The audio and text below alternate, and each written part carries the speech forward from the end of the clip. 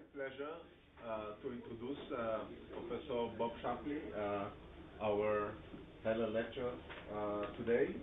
I'll briefly go through his CV, highlights of his CV. Professor Shapley graduated from Harvard, majoring in chemistry and physics.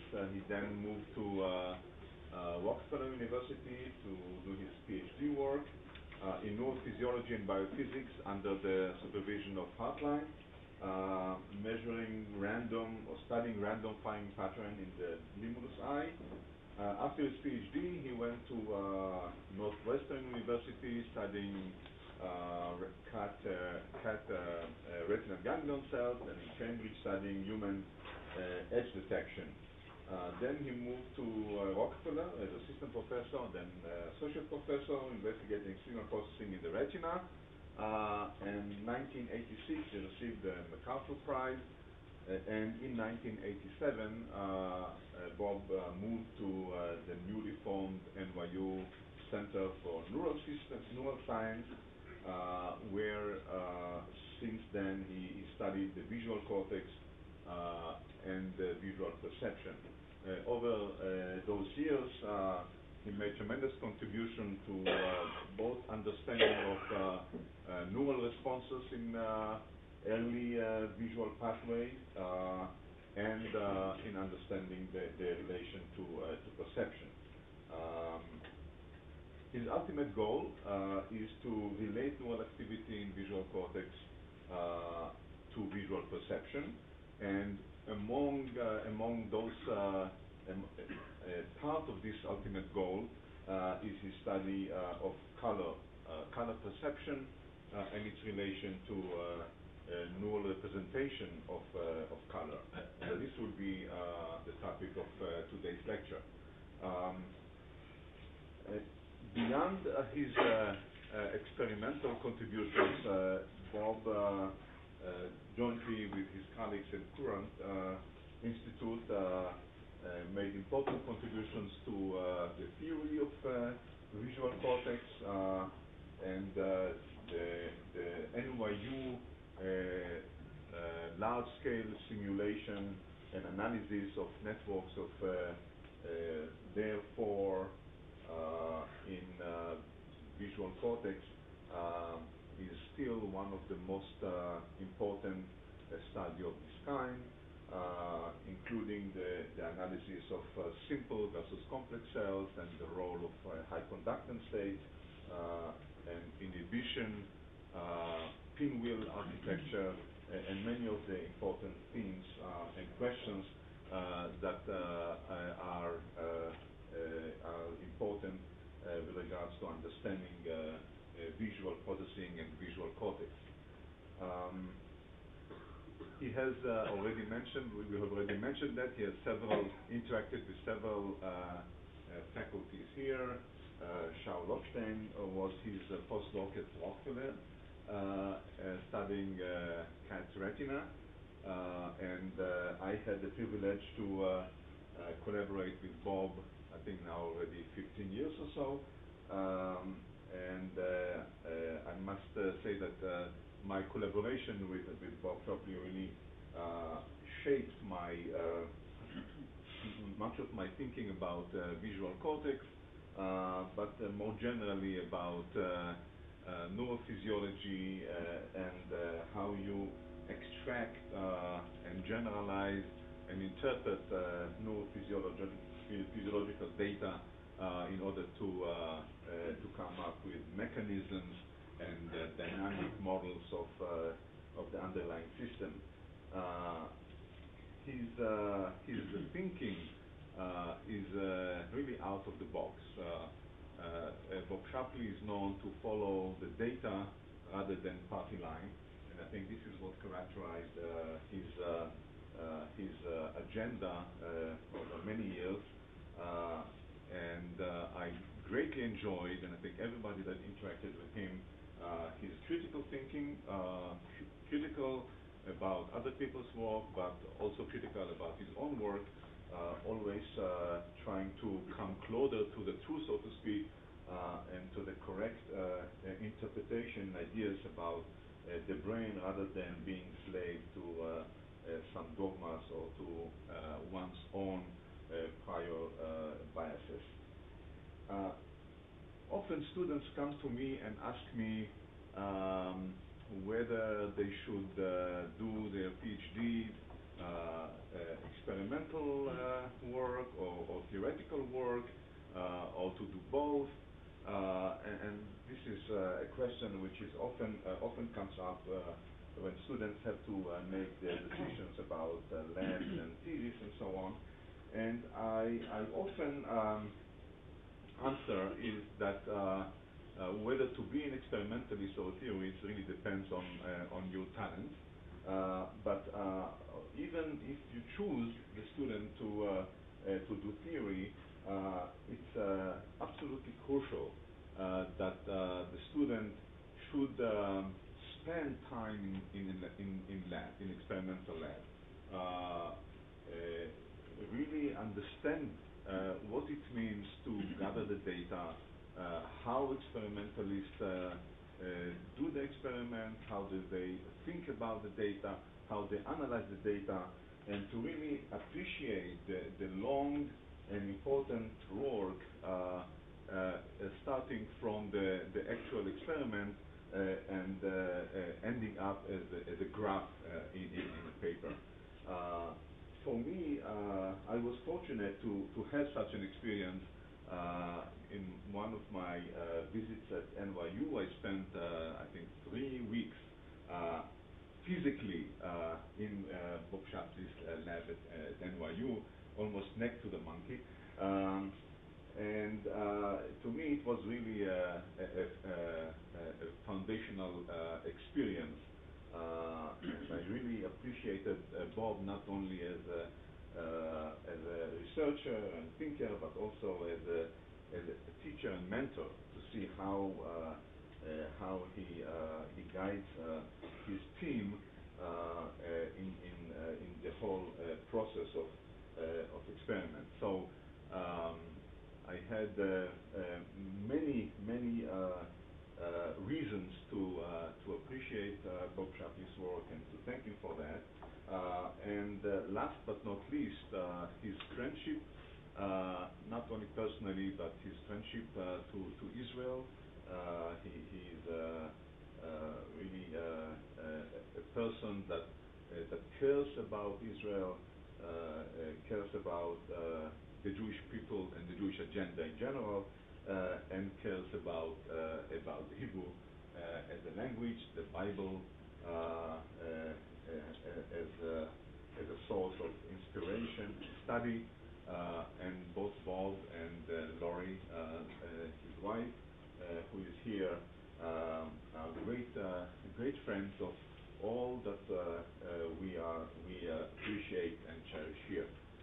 So I would close by inviting Professor Tishby to give you some honorary certificate.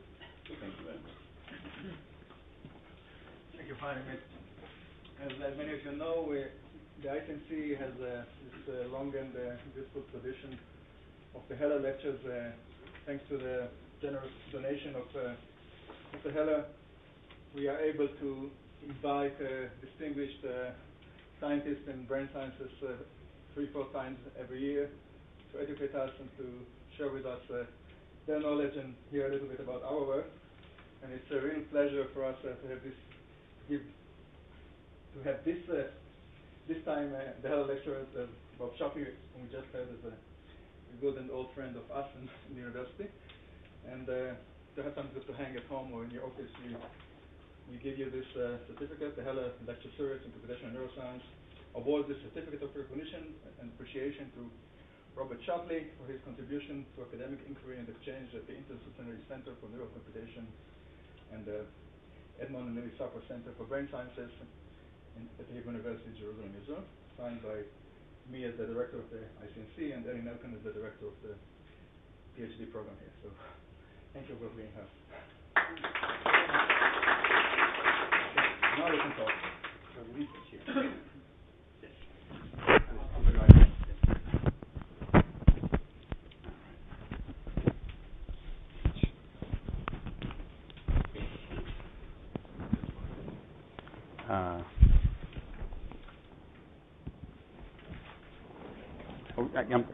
I'll yeah. Right. So thank you very much, Chaim and Natalie. But thank you very much, Chaim, for this sort of really touching introduction. I really appreciate it. And it is true that I have many friends hit the Hebrew University, and it's a really great pleasure to see them all again. Let me just say first, I wanted to show you the poster as I imagined it would look before the demo that I sent to Ruthie was printed in black and white. So I'm going to be talking about the neural basis for the unitary perception of color and form. And I made up this demo especially, and it's actually, it doesn't look like much. It looks like a little ugly truck driver, but I'll show you later. It has some point, and I wanted to make a point about it. So I drew it out and put it into the poster. So I just wanted to let you see how it looks here in the poster, and then later on I'll draw attention to it when we get to it in the talk. So that's the poster, and now we'll get to the talk.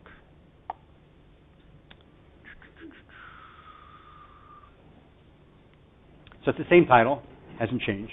It's so I wanted to choose as a title something that would maybe sound a little strange or, to quote Chaim, a little out of the box, different from what you might expect, because there's been so much work about how you need to bind color and form together, and there's a whole modular hypothesis of color. So this is the title already is supposed to set you on edge just a little bit, and to make you think. One thing I should say at the very outset, since I was reminded that my thesis advisor was H.K. Hartline, who was famous for his work on inhibition in the retina and for receptive fields, in fact. Towards the later part of his life, when he was working only on the horseshoe crab, Limulus, Hartline was often quoted as saying that you should never work on the vertebrate retina at all. It's too complicated. And you should especially not work on mammalian retinas because they're too complicated. And the last thing you should do is ever work on color vision in the mammalian retina. It's the most horribly complicated thing of all, and you'll just get stuck and it'll be in the mud. And we're going one better today. We're going to be talking about color vision, color perception, color vision, and how they're implemented in the visual cortex. So that's what happens when you follow your mentor's advice for students. This topic, well, let me first say, the work that I'm going to present to you was done with a graduate student at the time, Elizabeth Johnson, and Michael Hawken on the neurophysiology. And then the perception stuff and some of the psychophysical results that I'll mention were done with my friend James Gordon from Hunter College. This work was the result of many years' work looking at the responses of cortical cells in the monkey's visual cortex to colored stimuli, and comparing those results with what we also were looking at in terms of human perception of colored objects.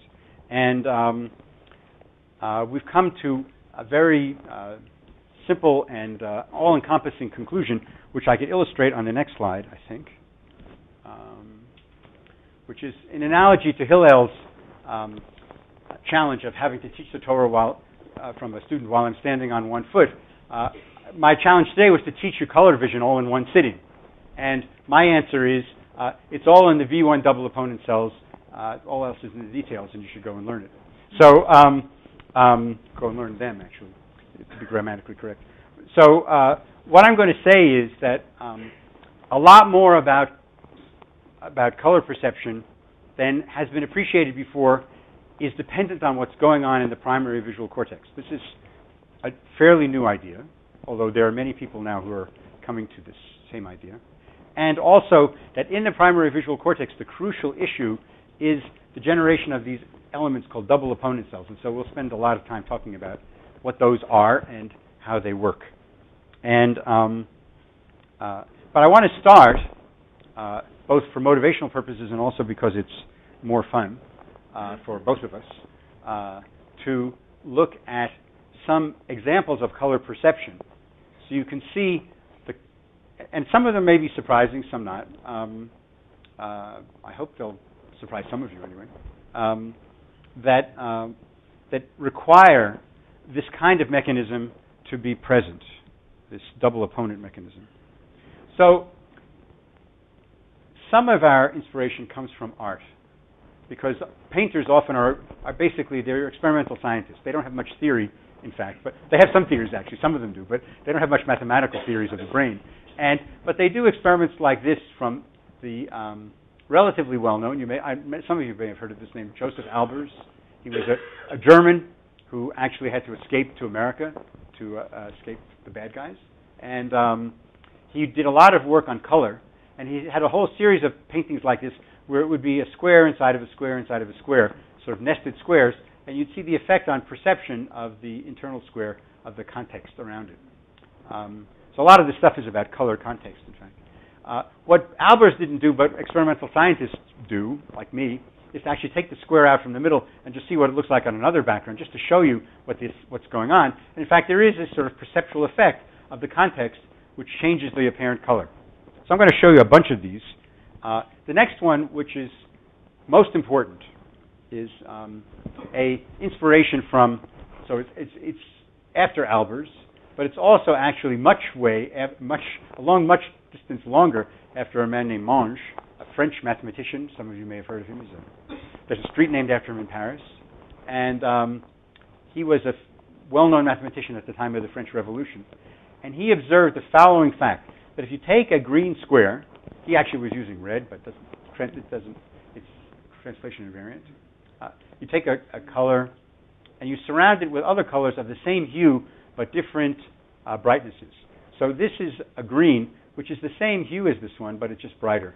And these are the same hue as this, but darker. And this is the same hue, but a little bit dimmer than this one. And what happens is, so all of these squares here are all identical physically to that one. Now, it's certainly true that you can see this is sort of standard brightness contrast.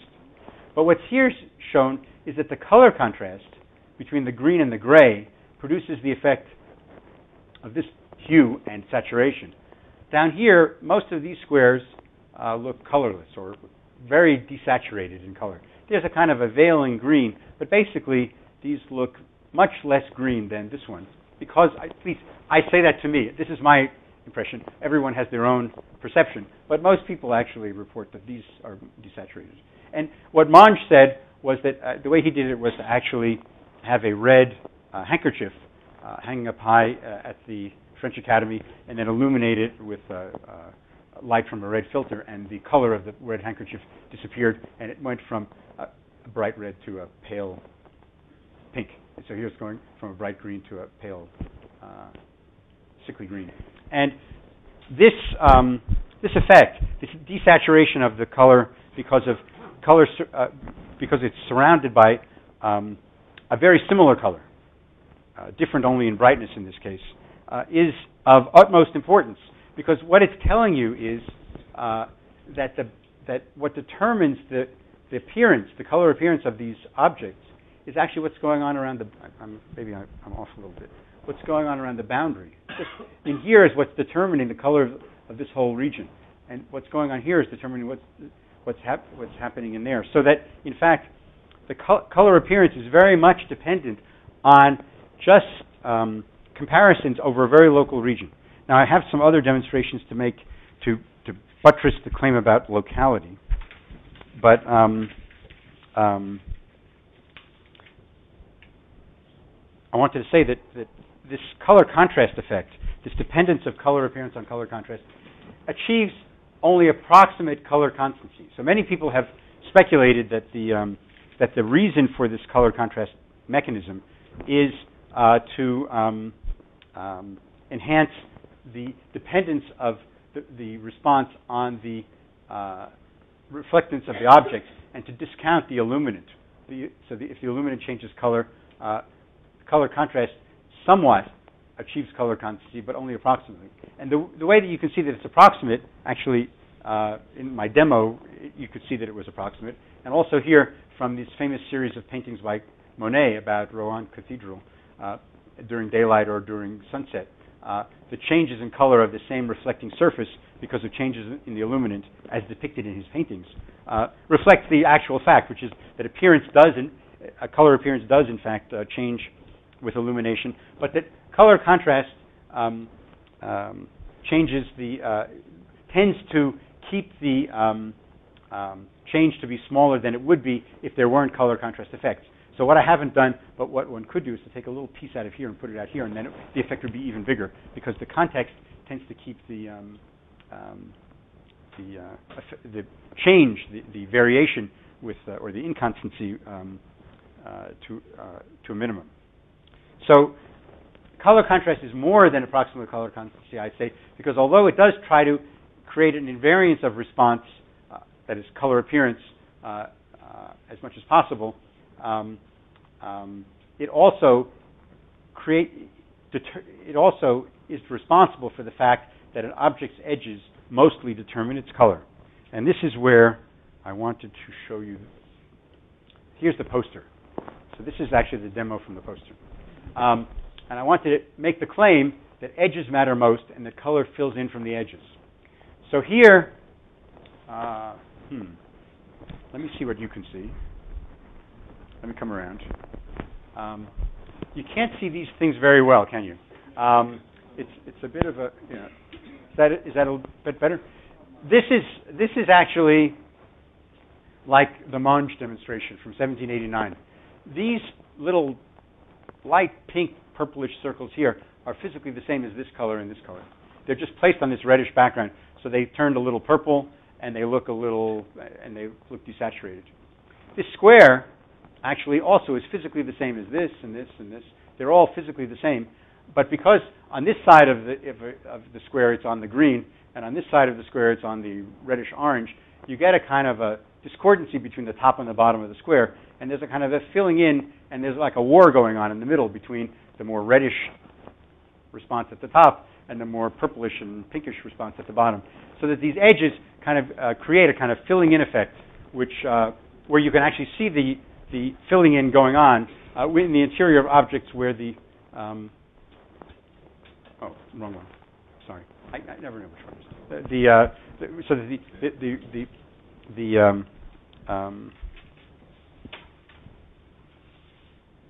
that they're in these large objects where there's multiple edges on different backgrounds, you can see interactions between the different edges. Also, you can see that making small changes in the edges makes a big difference in color appearance. So here, all the little squares are all physically the same, and they're all the same as this one here or this one here. This one looks a little more saturated yellow, but they're basically all yellowish. I mean, yellow physically. On the backgrounds where they're surrounded by the little black borders, they still look sort of a sickly yellowish green. But on the orange border, you get a nice green, and on the green border, you get a nice orange. You get color induction. So the color that you see here is determined by the edge, because when you change the edge, it changes color. So this is just a direct demonstration that the edges are important. And okay, is that everybody go with that? And then another way of looking at it is to not change the edges, but to actually blur them. So actually change the boundaries. It's another argument in favor of edges being important. So what's done here is just to blur the boundaries, and the little region demarcated by the dashes is the same physically as this one, this one, this one, this one, and this one. And this is the same background out here. This is the same background as here. But what we've done is to take the central region and just blur it, add it to all of these. It's a little bit less good in the projector than it is on the screen because of the digitization. But anyway, the point is that if you fixate in this region here, or you fixate in this region here, they're not so much different in appearance from these. But if you fixate here or here, still clearly you see that this one looks very different in color from this because of the color induction effect. And again, it's an argument in favor of the idea that the edges, when you are very important, and when you blur them, you sort of very much degrade the effect of color contrast. Finally, I have two more. There is also a very strong effect on color of brightness differences. And so here, this is the same red as here and here, but on the gray, it looks a lot more vividly red than it does on the black or on the white. That brightness contrast tends to degrade the response to color contrast. And while you could imagine some kind of feed-forward scheme where all these signals are piped down, upstream to some V73, where they're all weighted by some magic algorithm, in fact, we have evidence that's unpublished, but still we're collecting it, that in fact this is all happening in the early cortex because of interactions with the cells I'm going to be talking about. And finally, I just wanted to argue again about the importance of edges, that you can even, so this is, I don't know if it works here. I didn't check it. It's not such a strong effect as it is on the computer, but anyway, this square here on the gray is a yellow with a slightly orangish tinge. It's not so strong as it is on the computer. This one is not so great. And here, the same yellow on the orange background looks slightly greenish. And this one, which is straddling the border, is a more uniform yellow. So the color hue going from, if you go back and forth, you can see this looks more reddish and this looks more greenish. Of course, physically, it's all identical. I never changed the target. It just shows that even the hue of a highly colored target can be varied by changing the edge contrast. And that, again, comes into play in understanding what we think is going on in color perception.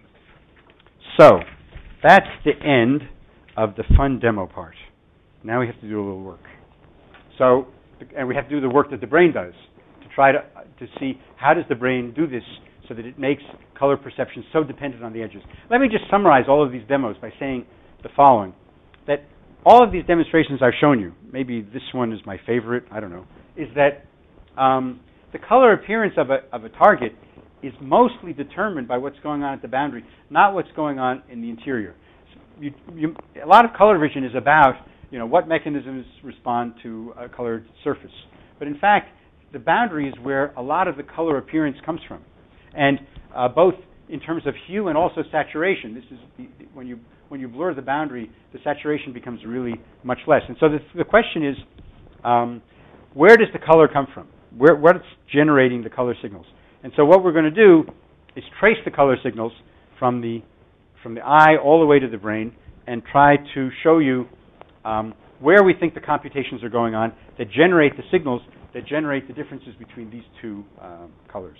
Where, physically interior, the physical interior of this one and this one are identical, but they look really different. And, artists and others have seen these things. The question is, how is it done? So, we get into the brain.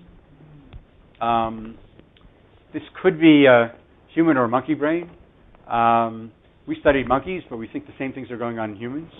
The story begins actually in the retina, projects to the lateral geniculate nucleus, and then to the striate cortex, the primary visual cortex. I will actually go beyond the primary visual cortex. That is, although I'm mostly staying in the box of the primary visual cortex, I'm going to get out of the box at the end of the talk to try to link up with some of the issues that I brought up on Sunday. But that'll be at the end. Most of our effort is going to be in understanding cells at this level and cells at this level. And the retina, there's a nice retina slide, just showing it's a human retina, but it could be a monkey retina. There are rods and cones, interneurons, ganglion cells that are sending the signals to the brain. And there are synapses between the photoreceptors and the secondary neurons and so on. And this circuit is where where color vision starts. It's the wiring of this circuit is important for the signals that are then processed by the cortex. And I'll just say that these particular elements, these bipolar cells that make contact with the cones, this is a cartoon that's in the same orientation as the slide. And these synapses here are in fact these synapses here. So it's the same level. And you can ignore all the things on the right. It's these connections between the cones and the so-called invaginating and flat midget bipolars, which then go to midget ganglion cells. that carry the color signal. These so-called midget ganglion cells are also called P cells, for parvocellular projecting cells. These are the ones that carry the red-green color signal to the central nervous system. And these are connected up often, as shown in the cartoon, one cone to one bipolar cell to one ganglion cell. It's the midget system, so-called. First discovered in the mid-20th century by Polyak, actually. And the crucial issue for color is how are the cone signals combined in the bipolar cells and in the ganglion cells. And so we're going to talk about cones. Cones are important for the story. And the cones that we're going to mainly focus on, just to make things simple, are the middle M and L long wavelength cones, which cover the longer wavelength part of the spectrum from 450 to 700. And it's the difference between the cones in this region of the spectrum that provides us with all of our red-green color vision. And the midget system and the parvocellular cells are mainly concerned, not only, but mainly concerned with the processing of these two cone signals. And so we're going to be talking about that. The spectral sensitivities overlap a lot in the short wavelengths, and they differ a lot in long wavelengths. So all of red, what we call red, is actually generated by processing signals between L and M cones. But in fact, the L cones' maximal sensitivity is around 560 nanometers, which in the spectrum is down here. It sort of looks. Actually, this is a distortion. It sort of looks greenish yellow. But anyway, it looks greener than yellow. So it's definitely a processing is necessary for color. It's not simply that there's a red cone and a green cone and so on. Okay. You need two tricks to understand or to figure out the spatial chromatic properties of neurons. And we're going to use these same tricks in the retina and in the cortex. And the first trick is spatial filtering. It enables you to determine the spatial structure of functional connectivity using these grading patterns. So if you have, these are profiles of grading patterns of different spatial scale, and applied to receptive fields of neurons, you can from the responses of neurons to sets of patterns like this, you can generate these tuning curves of response versus spatial frequency, and the spatial frequencies 3, 2, and 1 are mapped here as to 3, 2, and 1. The 3, 2, and 1 are labels for 1 cycle per degree, about 0.25 cycles per degree, and about 0.08 cycles per degree or something, or 0.0, I can't count it, but 0.06 cycles per degree. So these are just labels for different spatial frequencies on the retina. And the response function that you get as a function of spatial frequency is characteristic of receptive field shapes. And actually, I'm not going to get into quantitative detail at all. I want to argue qualitatively about this. So what I'm going to argue qualitatively is the following. If you have a receptive field that looks like this dashed curve, okay, so that's I'm trying to trace it. That's supposed to be a spatial Gaussian profile. The spatial frequency response to that object to different grading patterns should look like a low-pass spatial frequency function like that. I'm just tracing out the predicted spatial frequency response for that spatial profile.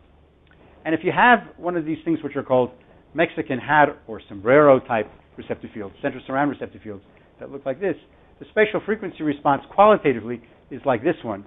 It'll be tuned. And so I just want you to remember that. Those two extremes of behavior, low pass versus tuned, it's just a qualitative way of studying neural structure. And the other trick, trick 2, is to, maybe it's out of order. Trick 2 is to make use of the fact that the cones are characterized by a single spectral sensitivity. So the L cone has this spectral sensitivity, the M cone has this spectral sensitivity for monochromatic lights. It's important, trick 2, using these, I'm just using this to remind you of the cones. Trick 2 depends on the fact that single cones are colorblind. And therefore, you can choose two very different colored lights that are equally effective in exciting a cone. That's why it's colorblind. You can go from one color to the other, and it can't tell the difference. So one cone cannot tell the difference between these two cone metamers, meaning that if you substitute one color for the other, it'll be a silent substitution. One cone versus the other cone, one color versus the other color, and the cone will produce no response. And such a pair can be used as a cone isolating stimulus in the following method means. If you, for instance, choose two lights, say a 650 and a 460 light, which look very different in the spectrum. 460 looks purple, and 650 looks very red, or 670 looks very red. And you go between them, the L cone will not respond. That is to say, it will produce no response because you have two equivalent stimuli. It's a silent substitution. But the M cone will go like crazy because for 670, it has no response at all. It's down on the floor. Whereas for 450 or something, its response is up here. So if you go between 450 and 670 in the M cone, there'll be a big response. If you go between 450 and 670 in the L cone, it'll be the same response. And so you can isolate the response at the M cone. This is the trick. So there are two tricks.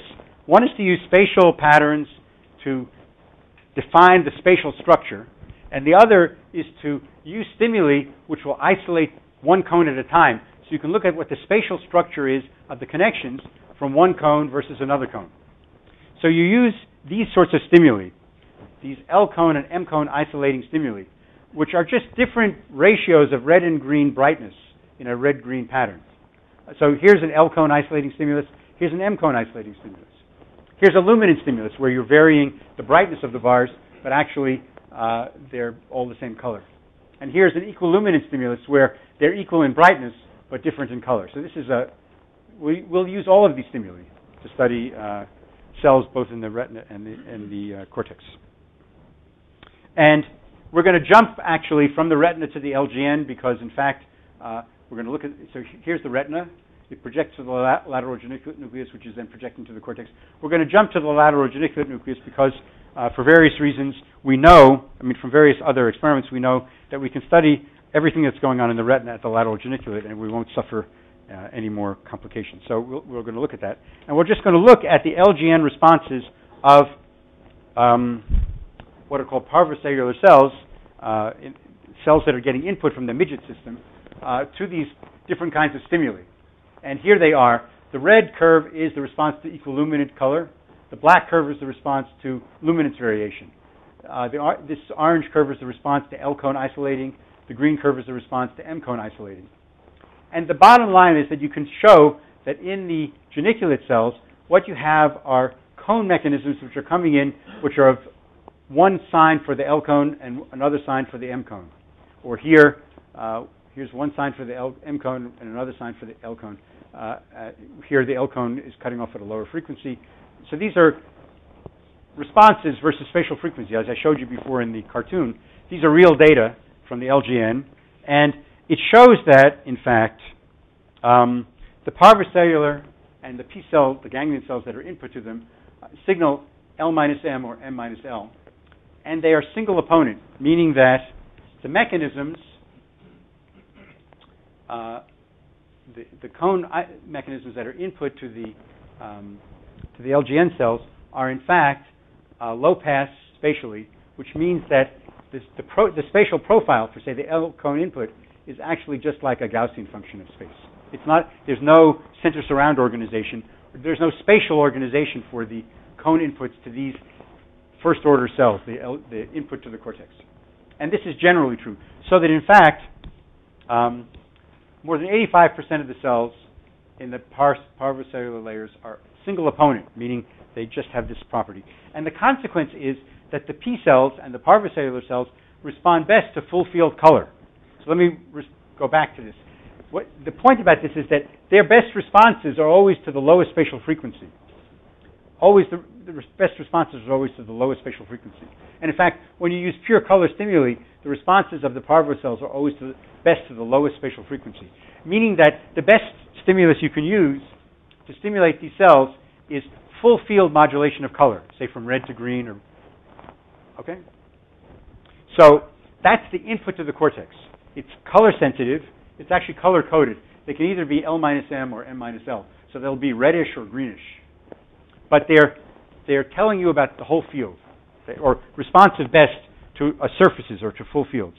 And so a cartoon of one of these cells is like this. And here's an M minus L cell, which is single opponent. Each mechanism looks like a single Gaussian. And the best stimulus for this cell would be full field color modulation. Because when you use color modulation, going from green to red, when you go from green, M minus L is very positive, and when you go to red, M minus L is very negative. And the biggest modulation you'll get is going from for something that covers the whole field when you get M minus L. Yeah. The thing is, they're not much phase shift empirically, but for the purpose of the spatial frequency analysis, it wouldn't matter. They still would be best for the best response would be biggest for lows, because when you're modulating with red and green, even if they were this far apart, you still get the biggest response when you did red-green modulation when you had both of them covered. So the biggest response, the biggest stimuli would still be the best.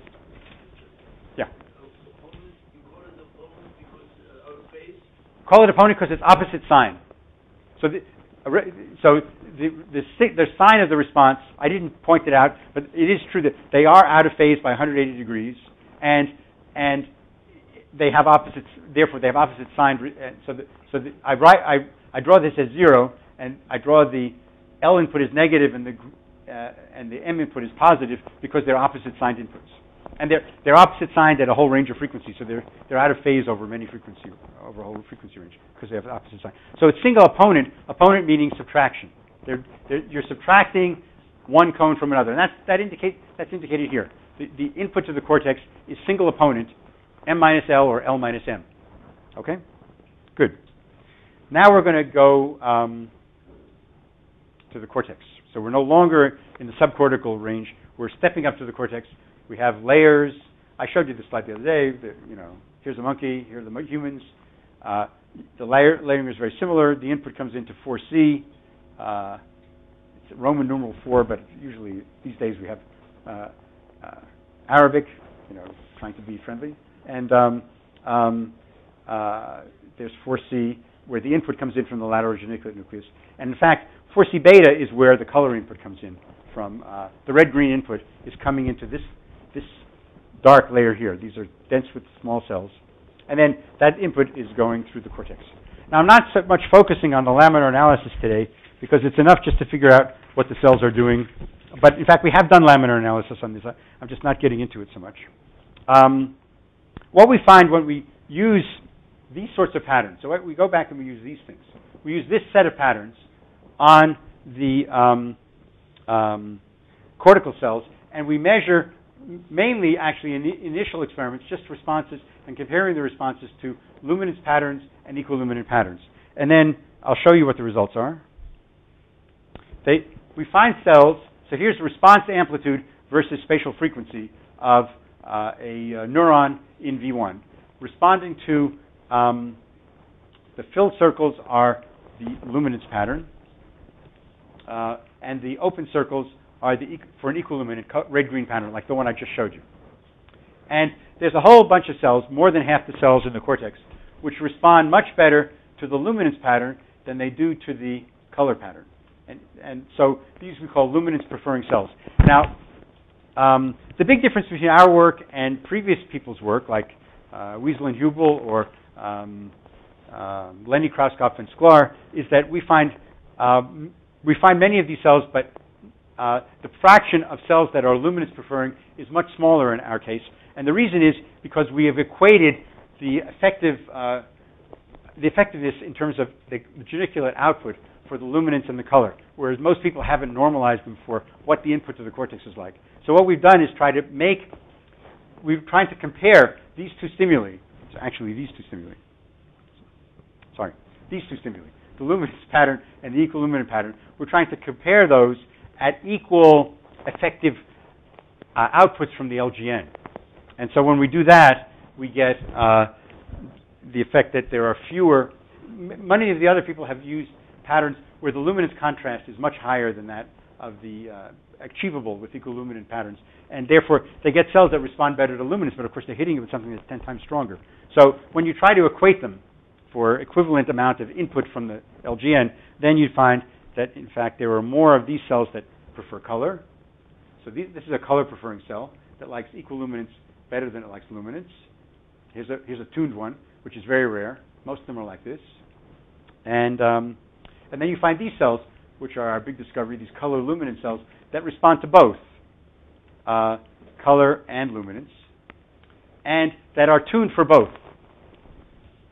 And generally, the earlier workers would have seen these cells as luminance-preferring cells, because what they did was these are roughly equally sensitive to stimuli which are balanced for input from the LGN. If, in fact, you made the luminance component much stronger, so if you made the luminance stimulus much more powerful than the chromatic one, then, of course, they'd look like they were preferring luminance, because they would be much more strongly driven by the black and white pattern. But when you equate them for how effective they are in responding to the input from the LGN, in fact, you find there are a lot of cells that are sort of in between, that respond to both color and to luminance, and are spatially tuned. And so, in fact, the big change in color processing, in terms, if you look across the majority of cells, these are the majority of cells in the visual cortex, in the primary visual cortex, that respond to color. If you look across the majority of cells, there's a transformation of response that's gone on between the LGN and V1, and that's illustrated here. The majority of the color cells in the cortex are tuned, and almost all the cells in the LGN are low pass to color stimuli. These are pure color stimuli. Like, if we use stimuli like that, we get tuning curves like this. So there's a spatial transformation of color in that the low pass single opponent picture is replaced by this tuned picture in the cortex. Another way of saying it is that most of the cells in the cortex that respond to color don't respond best to full field, but respond best to some intermediate spatial frequency or some spatial pattern.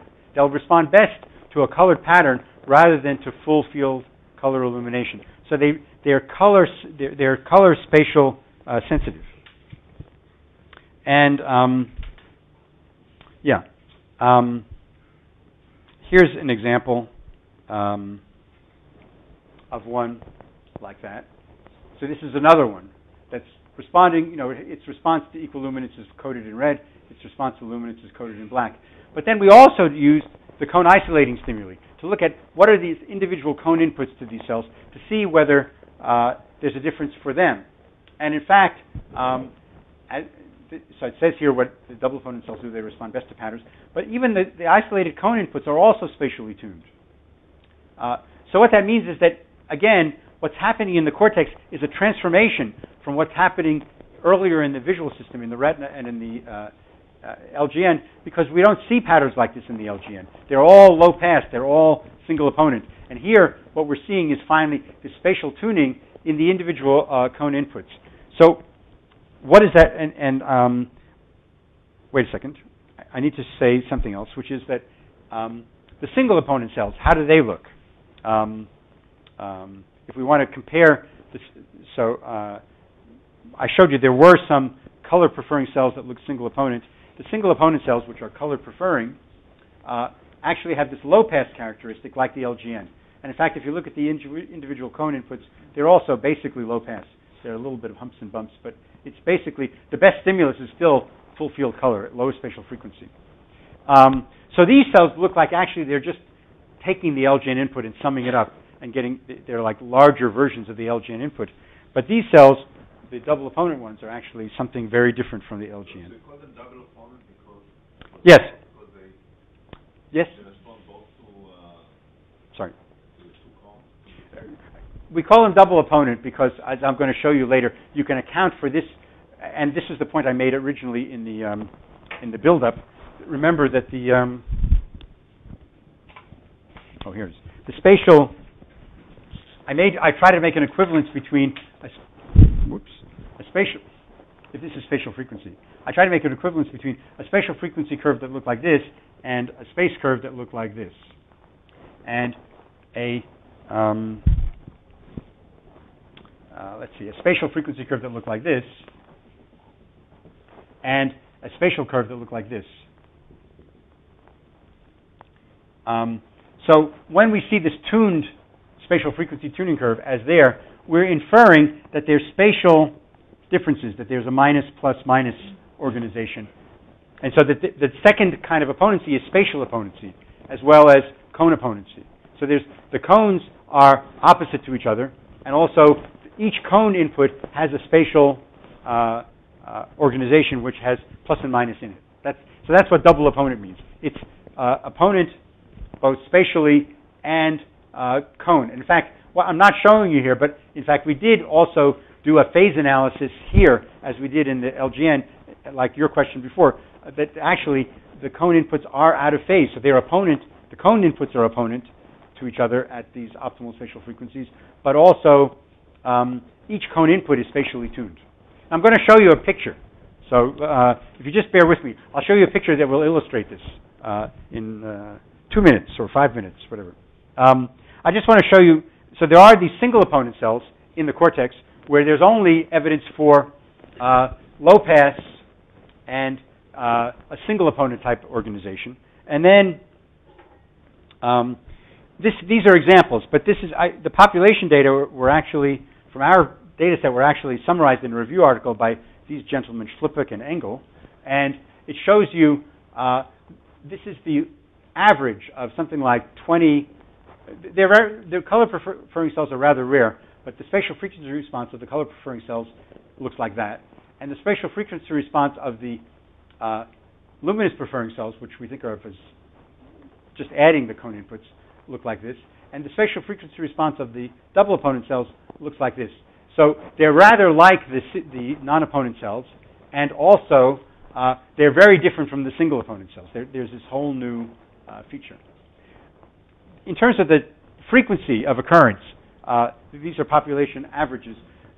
There's something like 10 or 15% of cells that you encounter are color preferring.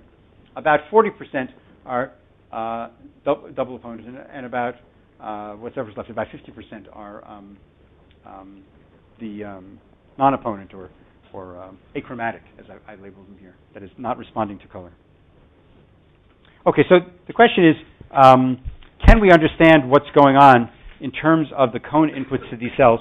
And one thing that we can do is to use the reverse correlation technique and to measure those dreaded things called receptive fields, measured using actually grading patterns, but presented randomly in orientation and spatial frequency. Sorry, I've left out a slide. One thing, sorry. Before we get to the receptive fields, an important issue, sorry about that, is that the different kinds of cells have different kinds of orientation selectivity, something that's close to some of our hearts. The non-opponent or achromatic cells have all different kinds of orientation tuning, many of them highly orientation selective, some intermediate, and some not selective at all. The double opponent cells also have some highly selective examples, some intermediate examples, and some not selective at all. And the single opponent or color preferring cells tend to be very non-selective for orientation. But these, remember, are the minority of cells that respond to color. Most of them, that is 40% of all the cells, and something like 4/5 of all the color responsive cells, are actually have some orientation tuning. And I want to explain that in terms of this receptive field analysis. So now I'm going to get to the receptive fields, and I'm going to say using the receptive field analysis can tell us something when we're comparing two kinds of cells, two different kinds of cells with the same stimulus set. And so what we did was to use the grading patterns that I showed you, the cone isolating grading patterns, but flashing them at different orientations and spatial frequencies randomly, rapidly in time, and doing a reverse correlation between the spike trains of the responses of the neurons and the input trains. And then we get out receptive field maps for the cones at the cortical level. And the single opponent cells of the at the cortex, if we look at the L cone map and the M cone map, in fact, it's too bad that he's... oh, there you are. Here they are. They're actually offset from each other a little bit, but they're both individually low pass, and the sum together is still low pass. Okay, so here's Here's what we get using this technique on single opponent cells. So basically, the picture is not that different from what it is in the LGN. It's, again, one cone has one sign of response, red meaning excitation when the L cone is excited, and this one meaning that you get M cone excitation. You get excitation in the cell when the M cone activity is decreased. So blue means decreased activity, red means increased activity, and spikes occur when it's one or the other. So this means it's sort of like L plus M minus, as it were, at the level of the cortex. In the double opponent cells, the picture is different. They look like this. You get these spatial maps for L cone isolating and M cone isolating stimuli.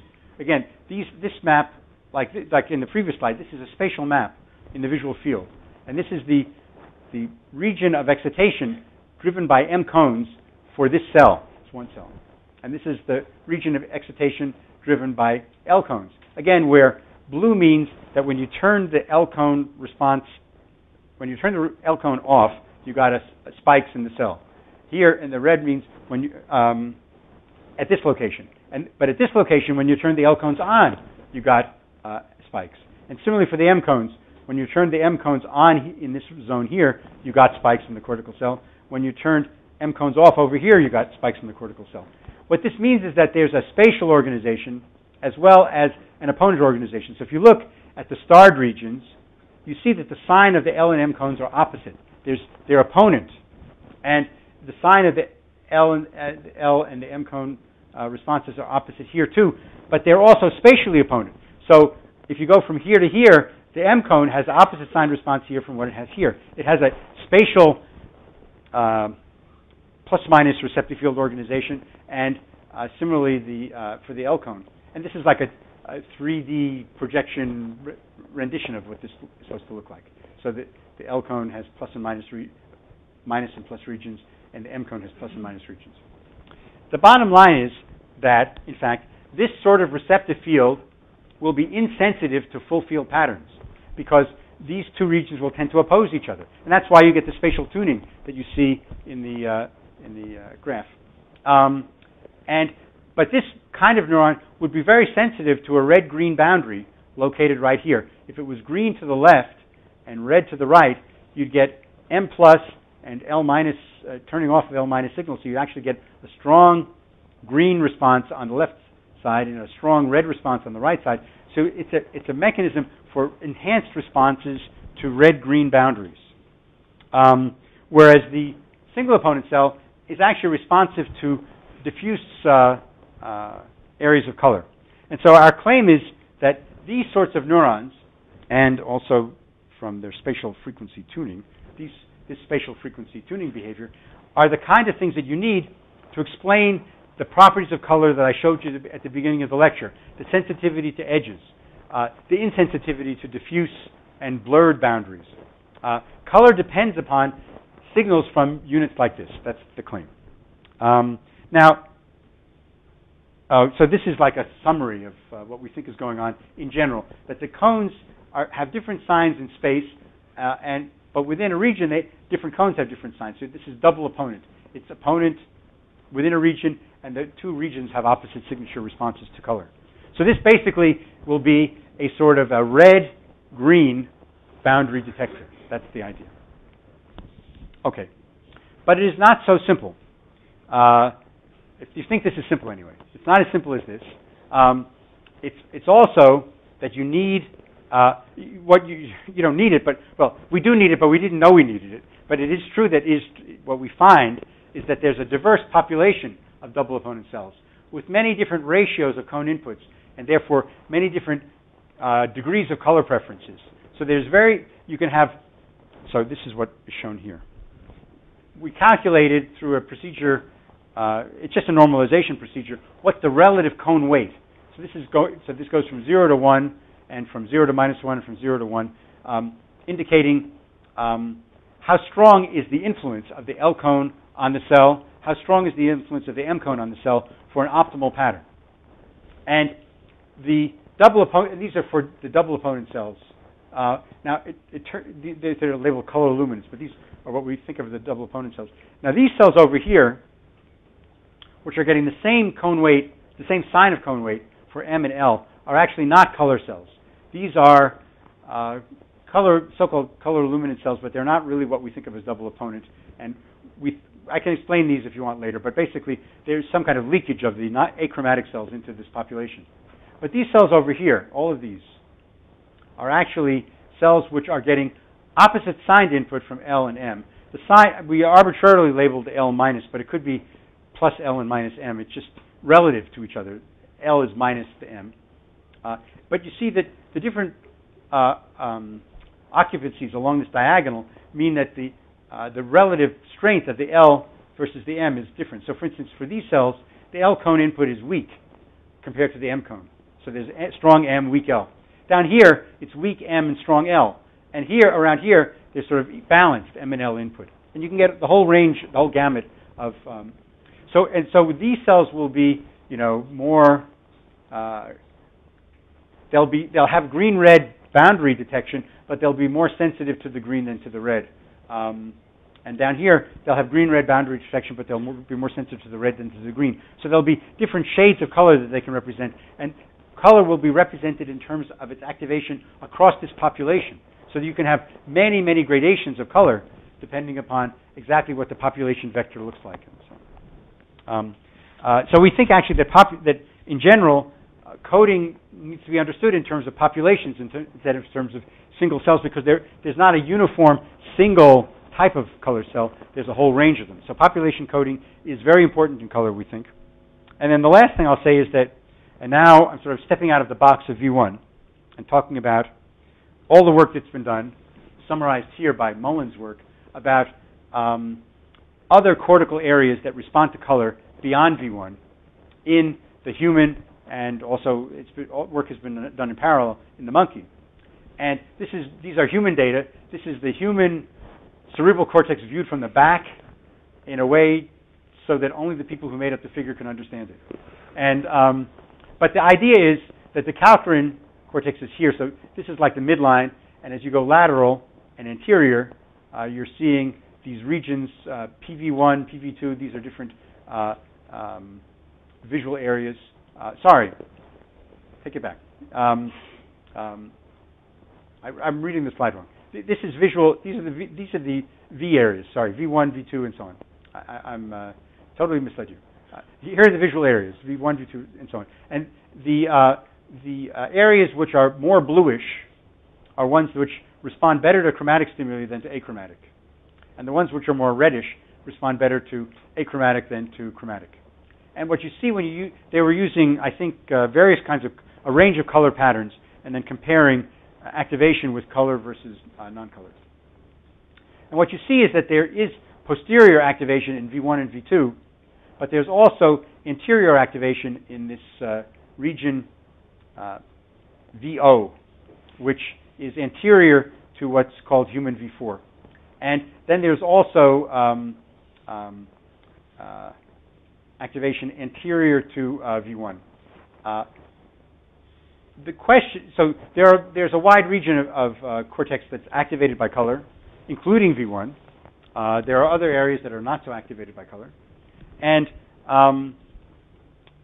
the issue is, what are these different areas doing, and how do they coordinate to produce color perception? Almost done.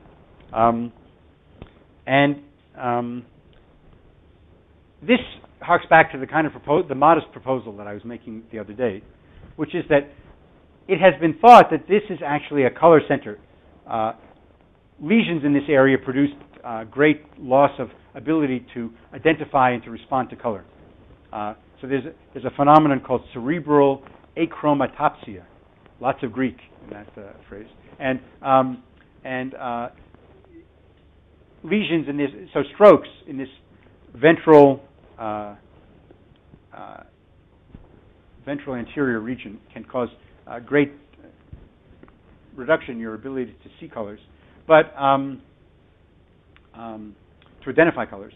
But the issue is this a processing region, which is sort of along the hierarchical chain of more and more abstract processing, or is it instead a kind of a memory region, which is actually a template region where colored shapes and objects are stored to be compared with the activity in the earlier regions to get a kind of a resonant negotiation for the answer of what color and what colored object you're looking for. And in fact, we were talking about this earlier today, the memory for color and colored objects can be immense.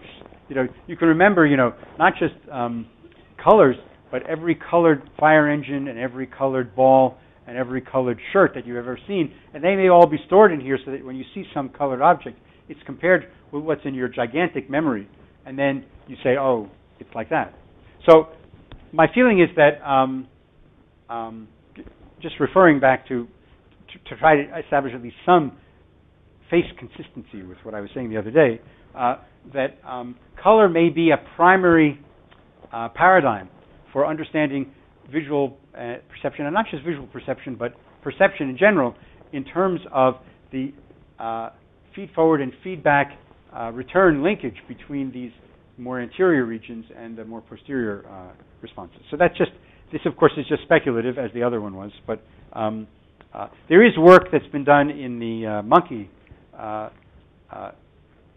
anterior visual cortex by Komatsu and his work in Japan that is certainly consistent with the idea that these things might be templates, and that there may be interaction between this stored color and the color that we're looking at right now.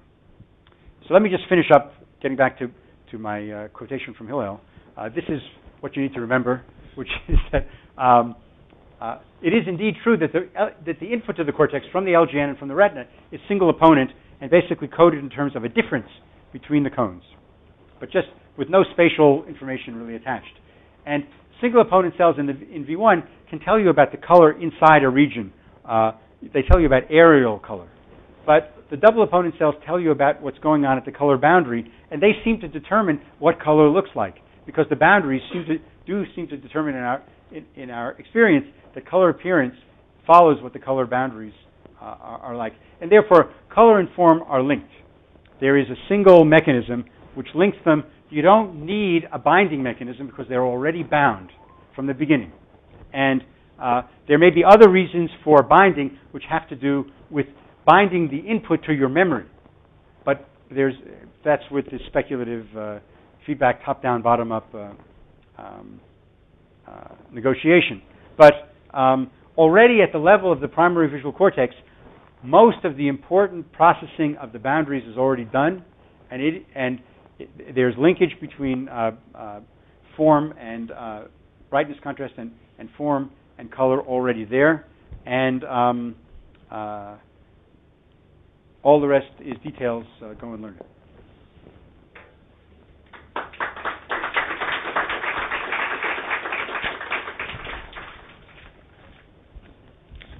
Yeah, glad to answer questions. Yeah. I'd like to ask about the example that you showed at the beginning, where you have different squares that have different the same color, but they are perceived as different. So yeah. Presumably, It depends what you mean by color. They have the same physical spectrum. Yeah. Presumably, in the retina, the responses to them in the middle of these squares is exactly the same. That's what we think. Yes. What happens in V1? Is it the same or not? Or is it well, we haven't done those experiments, but our strong prediction, but it's sort of analogous what we're doing with the gratings there's a very strong prediction that when we look at the boundary, it should determine the response much more than what's going on in the interior or the full field. But I'm wondering whether at the middle of these squares, already in V1, there would be a different representation maybe coming So there is some evidence about that from others, showing that there is some evidence for filling in already early. So the answer is yes, there is some, that the filling in process could already be established fairly early. These experiments haven't been done with color so much as with black and white. So, but in fact, the color system seems very analogous to the black and white system in terms of its dependence on boundaries, which is not what people used to think, but is now pretty evident from the demonstration. So we don't know the answer to your question, but and it would be very interesting to study it. He was next, I think. So your double openness seems to me very much like field observers with color vision.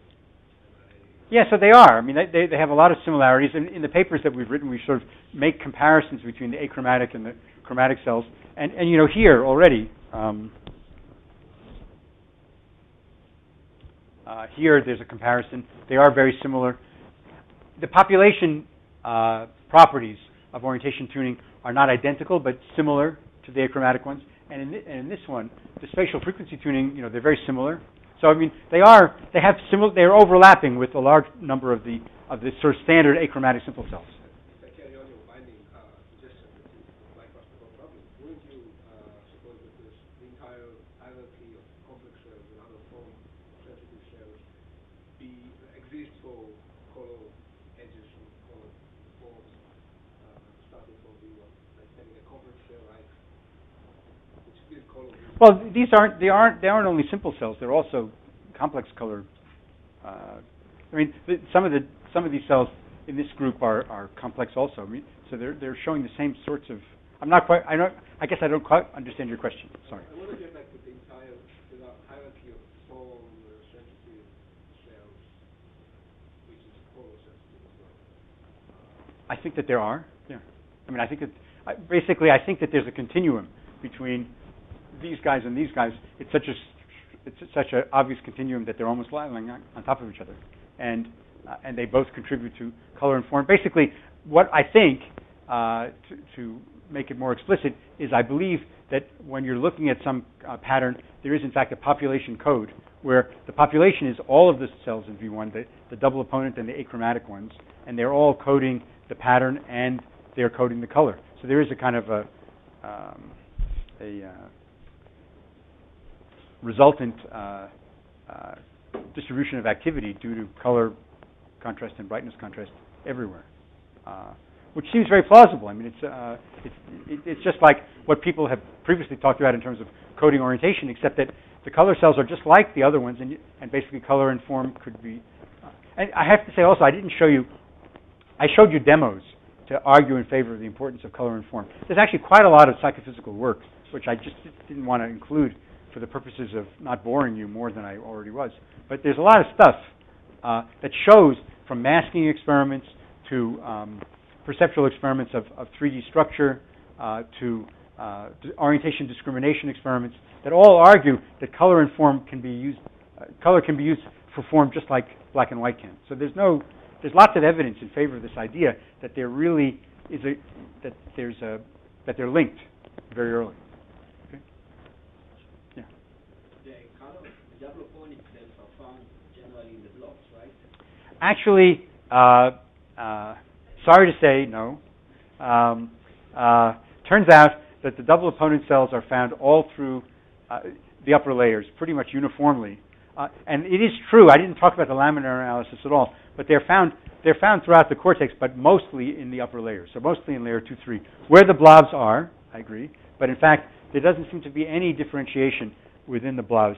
And I can't explain the earlier results, but a lot of results have come out, recently. There was a paper in the last year in Nature Neuroscience by Jonathan Horton and his group that support this idea that there doesn't seem to be a tremendous functional difference within the upper layers between color, form, with respect to the cytochrome. And what the cytochrome oxidase blobs are actually about is, I think, still very much up in the air. Sorry.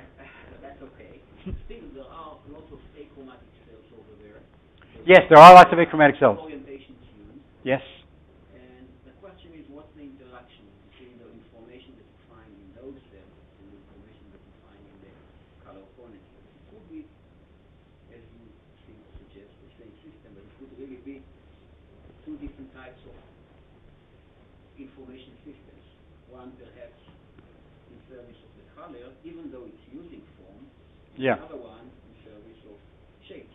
Yeah. So let me just say, I'll go back to this. In something like this, where the brightness contrast has an effect on the perceived color, I hope you see that effect. That this looks much less saturated than that, for instance. I mean, that's pretty clear. That here, there's a lot of brightness contrast at this boundary, and here there's very little. It's chosen to have very little. And because there's little brightness contrast here, the color appearance is different from what it is here. Now, there are various ways to explain that. I went through it at lightning speed, but one idea is that you can pipe the signals down from the brightness, the achromatic cells and the color cells to some higher station, and there do some sort of statistical calculation. Another possibility is that these chromatic and achromatic cells could interact already early and, say, engage in a winner-take-all or mutual inhibition kind of arrangement. I actually favor the second alternative, and we're doing some experiments about that.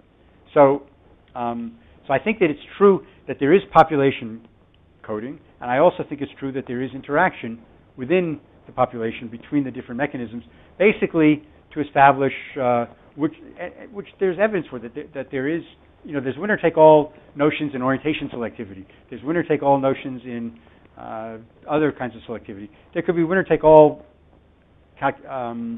interactions in between color and black and white representations. Does that answer your question?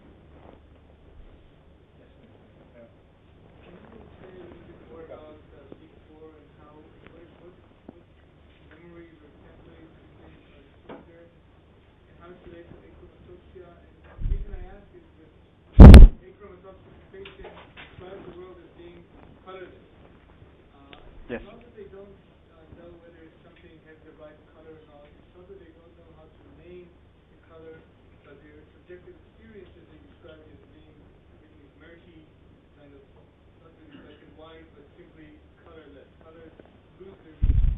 Yeah. It's more like a perceptive agnosia than. Yes. Yes. So actually, yeah.